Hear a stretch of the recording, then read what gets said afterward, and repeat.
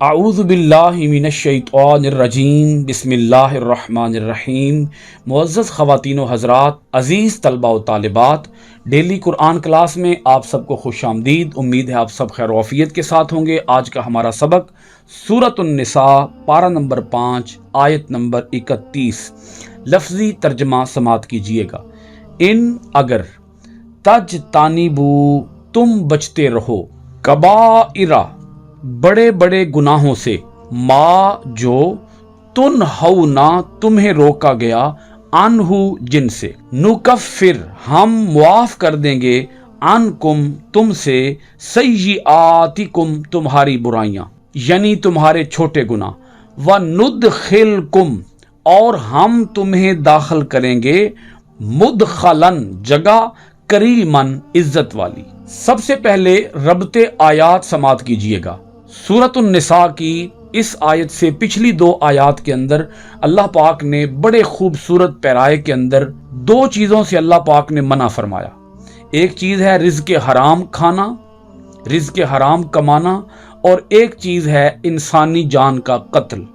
ان دونوں بڑے بڑے گناہوں سے روک کر اللہ پاک آگے اپنا ایک قانون رحمت بیان فرماتا ہے۔ اللہ پاک فرماتا ہے کہ تم بڑے گناہوں سے بچتے رہنا، اور یاد رکھو بڑے گناہوں سے بچنے کی یہ فضیلت ہے، یہ برکت ہے کہ اگر بتقاضۂ بشریت، انسانی تقاضوں کے پیش نظر اگر تم سے کوئی چھوٹے گناہ ہو جائیں گے تو اللہ پاک فرماتا ہے ہم تمہارے چھوٹے گناہوں کو معاف فرما دیں گے، ہم تمہارے چھوٹے گناہ مٹا دیں گے۔ آپ یوں سمجھیے، ایک ہوتے ہیں کبائر، ایک ہوتے ہیں صغائر۔ اب سب سے پہلے یہ جانیے گا کہ کبائر کیا ہیں اور پھر صغائر کیا ہیں۔ کبائر سے مراد ہیں کبیرہ گناہ، بڑے بڑے گناہ۔ گناہ کبیرہ کی تعریف یہ ہے، کبیرہ گناہ وہ ہوتے ہیں جن کے اوپر اللہ تعالیٰ نے یا رسول مکرم صلی اللہ علیہ وآلہ وسلم نے کسی سزا کا ذکر فرمایا ہو، کسی حد کے جاری کرنے کا ذکر فرمایا ہو، یا ایسا کام جس کام کے کرنے پر اللہ اور اللہ کے رسول علیہ الصلاۃ والسلام نے لعنت فرمائی ہو، عذاب کی وعید سنائی ہو، اس کام کو مستحق کے لعنت ٹھہرایا گیا ہو، ایسے ہر کام کو گناہ کبیرہ کہتے ہیں۔ گناہ صغیرہ کی تعریف یہ ہے، ایسا کام، ایسا گناہ جس کے کرنے پر شدید عذاب کی وعید نہیں سنائی گئی، لعنت کا مستحق نہیں ٹھہرایا گیا، اس سے روکا گیا ہے، منع کیا گیا ہے، لیکن اس کے اوپر کسی شدید عذاب کی خبر نہ ہو، ایسے گناہ کو گناہ صغیرہ کہا جائے گا۔ بہت سے علماء کرام نے گناہ صغیرہ کی بھی ایک فہرست تیار کی ہے اور گناہ کبیرہ کی بھی ایک فہرست تیار کی ہے، اور آپ اس بات کو ذہن نشین رکھیے گا کہ ان کی کوئی مقررہ تعداد نہیں ہے، یعنی نہ گناہ کبیرہ کی کوئی تعداد بیان کی جا سکتی ہے اور نہ ہی گناہ صغیرہ کی کوئی تعداد بیان کی جا سکتی ہے۔ آپ اس اصول کو بھی سمجھ لیجئے کہ کوئی بھی کام گناہ کب کہلائے گا؟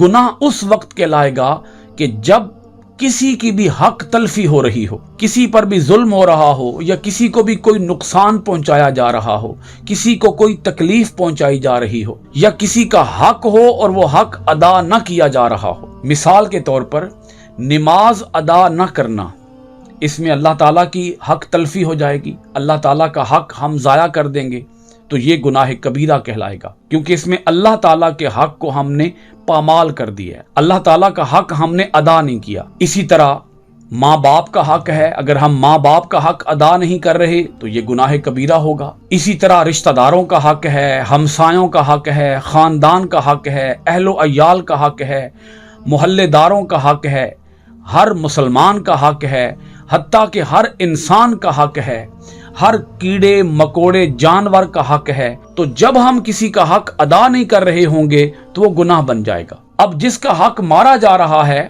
اور وہ حق مارنے سے جتنی بڑی تکلیف پہنچائی گئی، اذیت پہنچائی گئی، اتنا ہی اس گناہ کا درجہ بڑا ہو جائے گا۔ مثال کے طور پر نبی اکرم صلی اللہ علیہ وآلہ وسلم نے ارشاد فرمایا کہ ایسا شخص جو بوڑھا ہو اور زانی ہو، اللہ تعالیٰ اس کی طرف دیکھنا بھی پسند نہیں فرمائے گا۔ اب چونکہ ایک بوڑھے آدمی کے لیے बदफेली से बचना आसान है, मुश्किल नहीं है। एक जवान के लिए बचना मुश्किल है, अगरचे जवान का भी बदफेली करना गुनाह है, बहुत बड़ा गुनाह है, लेकिन इससे भी ज्यादा बड़ा गुनाह एक बूढ़े का इस बदफेली का इर्तिकाब करना है। इसी तरह एक है एक शादीशुदा का बदफेली में मुब्तला होना और एक है एक गैर शादीशुदा का बदफेली में मुब्तला होना। तो शादीशुदा का बदफेली में मुब्तला होना ज्यादा बड़ा गुनाह है।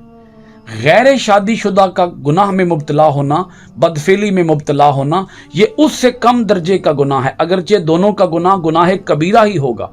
सगीरा की बात मैं नहीं कर रहा, कबीरा की बात बयान कर रहा हूं। यानी कबीरा गुनाहों के अंदर भी दर्जे हैं। और ये बात भी मैंने अर्ज कर दी है कि जितने बड़े बड़े गुनाह हैं उनकी कोई मुकर्ररा तादाद या हद बयान नहीं की जा सकती। नबी अकरम सल्लल्लाहु अलैहि वसल्लम ने अपनी एक हदीस मुबारका के अंदर बड़े बड़े गुनाहों को जिक्र फरमाया। नंबर 1, अल्लाह ताला के साथ किसी को शरीक ठहराना। नंबर 2, कत्ले बेगुनाह। नंबर 3, पाक बाज औरत पर बोहतान। नंबर 4, यतीम का माल खाना। नंबर 5, जना। नंबर 6, मैदान जिहाद से राह फरार इख्तियार करना। नंबर 7, माँ बाप की नाफरमानी। तो ये 7 बड़े बड़े गुनाह अल्लाह के रसूल अलैहिस्सलाम ने एक हदीस पाक के अंदर बयान फरमाए और रसूल पाक अलैहिस्सलाम ने कई दूसरे मकामात पर दूसरे बड़े बड़े गुनाहों की भी निशानदही फरमाई। अब आप इस जुमले का मतलब समझिएगा कि अगर तुम उन बड़े गुनाहों से बचते रहो जिनसे तुम्हें रोका गया है, तो अल्लाह पाक फरमाता है कि हम तुम्हारे छोटे गुनाह मुआफ फरमा देंगे। ये बात अल्लाह पाक ने इसलिए इरशाद फरमाई कि जब कोई इंसान किसी गुनाह में मुब्तला हुआ, बड़े गुनाह में मुब्तला हुआ, और उस बड़े गुनाह से मुब्तला हो जाने की वजह से उसकी तबीयत के अंदर जो पाकीज़गी थी वो पाकीज़गी असर अंदाज हो गई है, वो पाकीज़गी दर्जे में कम हो गई है। अब उसकी तबीयत को रफ्ता रफ्ता गुनाहों से नफरत की बजाय गुनाहों से उन्स होना शुरू हो जाएगा, और जब उसे गुनाहों से उन्स होना शुरू हो जाएगा तो उसे फिर गुनाह सगीरा करते या गुनाह कबीरा करते कोई डर नहीं लगेगा। एक जमाना इंसान पर वो होता है कि जब वो गुनाह सगीरा करते वक्त भी डरता है। शैतान इंसान के ऊपर ये हमला करता है कि सगीरा कर लो। जब इंसान सगीरा करता है तो रफ्ता रफ्ता वो उसे फिर गुनाह कबीरा की तरफ ले जाता है। आयत मुबारका के अंदर अल्लाह पाक ने जो ये इरशाद फरमाया है कि हम तुम्हारे छोटे गुनाह मुआफ कर देंगे, इससे कोई ये ना समझ ले कि छोटे गुनाहों को हल्का समझना चाहिए। हजरत फुज़ैल इब्न अय्याज़ रहमतुल्लाह ताला अलैह, जो बहुत बड़े सूफी हुए, वली हुए, वो इरशाद फरमाया करते, इंसान जिस गुनाह को जिस कदर हल्का समझ कर करता है, अल्लाह ताला उस पर उतना ही ज्यादा नाराज होता है। क्योंकि छोटी सी चिंगारी को हाथ में रखना या किसी बहुत बड़े शोले को हाथ में लेना, दोनों से नुकसान तो होगा। ये तो नहीं कहा जा सकता कि छोटी सी चिंगारी है तो उससे कोई नुकसान नहीं होगा। चिंगारी तो चिंगारी है, वो तो इंसान को जला के राख करेगी, वो तो इंसान को जख्म करेगी। छोटी सी चिंगारी, छोटी सी दिया सलाई, वो उसे भी हाथ में लेने से एहतियात बरतता है कि हाथ जल जाएगा। तो इसी तरह इंसान को चाहिए कि वो सगीरा से भी दूर रहे। जब वो सगीरा से भी दूर रहेगा तो वो कबीरा से भी दूर रहेगा, लेकिन जब वो सगीरा करना शुरू कर देगा तो रफ्ता रफ्ता वो कबीरा की तरफ भी जाएगा।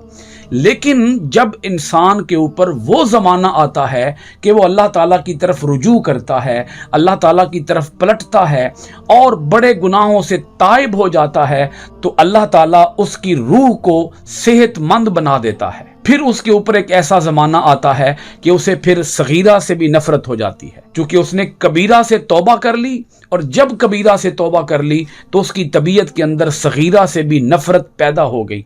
इसी माना के अंदर अल्लाह पाक ने यह बात इरशाद फरमाई कि तुम कबीरा से बचते रहो। अगर तुम कबीरा से बचते रहोगे तो हम अपनी शान रहमत की वजह से तुम्हारे सगीरा गुनाह मुआफ फरमा देंगे।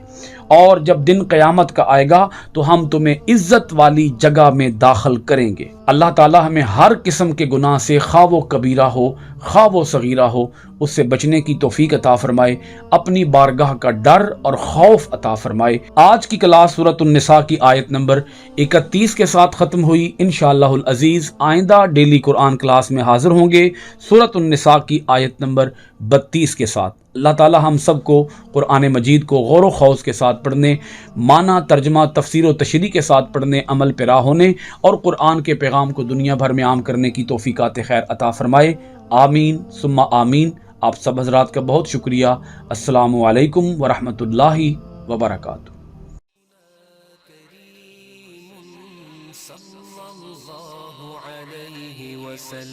سيدنا كريم صلى الله عليه وسلم، سيدنا كريم صلى الله عليه وسلم، سيدنا كريم صلى الله عليه وسلم۔